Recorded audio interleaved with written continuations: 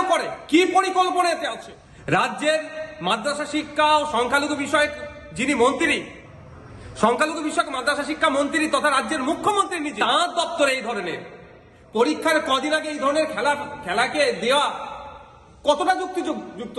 সুকৌশলে এদেরকে আরো ধ্বংসের দিকে ঠেলে দেওয়া হচ্ছে।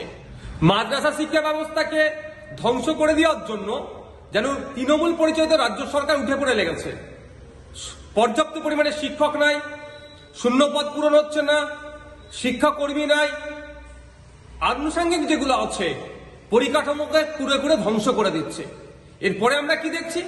গত বছর নোটিফিকেশন ছিল 10ই ফেব্রুয়ারি থেকে আলিম ফাজিল হাই মাদ্রাসার মাধ্যমিকের এক্সাম আছে, আর আমরা দেখছি ফেব্রুয়ারি মাসের 4 থেকে 6 তারিখ অ্যানুয়াল স্পোর্টস হচ্ছে, আর রিপোর্টিং বলেছে 3 তারিখে করতে হবে।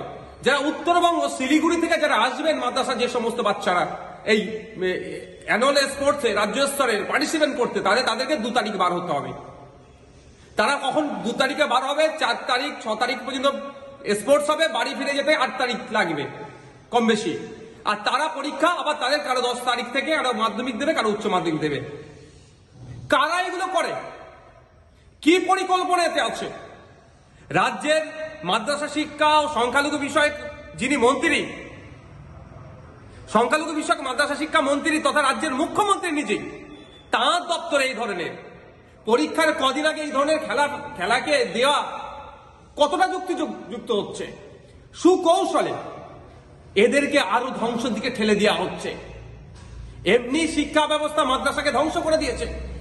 নিজস্ব প্রচেষ্টায়, নিজেদের প্রচেষ্টায় ছাত্রছাত্রীরা যা একটু পড়াশোনা করছে এই খেলাতে মাতিয়ে রেখে তাদেরকে ধ্বংস করে দিতে চাইছে।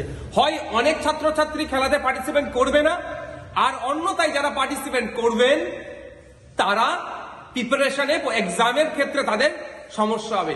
আমি ধিক্কার নিন্দা জানাচ্ছি। অবিলম্বে সংখ্যালঘু বিষয়ক ও মাদ্রাসা শিক্ষামন্ত্রী তথা রাজ্যের মুখ্যমন্ত্রী মমতা ব্যানার্জির কাছে আমার অনুরোধ, এই ডেটকে পোস্টপোন করা হোক।